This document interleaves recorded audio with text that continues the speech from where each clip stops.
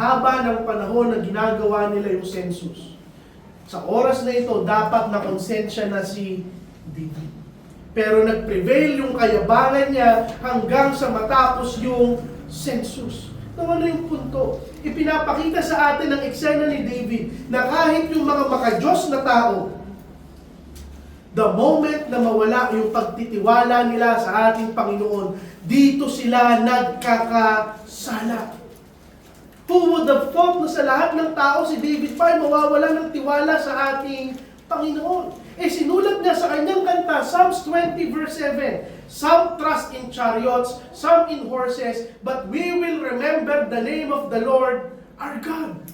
Siya nagsulat na yung iba nagtitiwala sa army, sa kabayo, sa chariot, sa sandata. Pero kami magtitiwala kami sa pangalan ng aming Panginoon. Yung lalaki na nagsulat ng napakagandang salmo na ito, nagtitiwala ngayon sa sarili niyang lakas. Ano yung punto?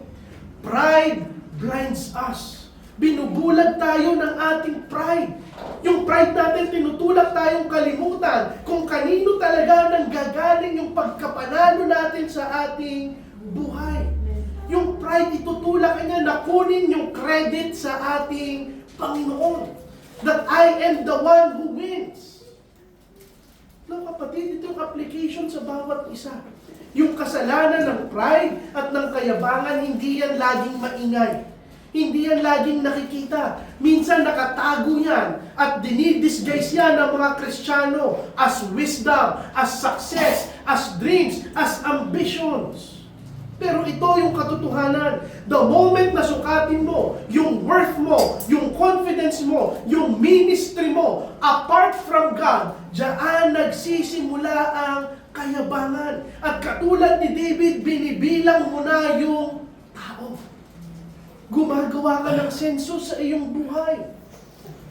Kapatid, lahat ng aspeto ng buhay natin, trabaho, kayamanan, tirahan, pamilya, ministeryo, wag na wag mo yung susukatin according sa iyong sarili. Alalahanin natin na lahat ng bagay na meron tayo ay galing sa ating Panginoon.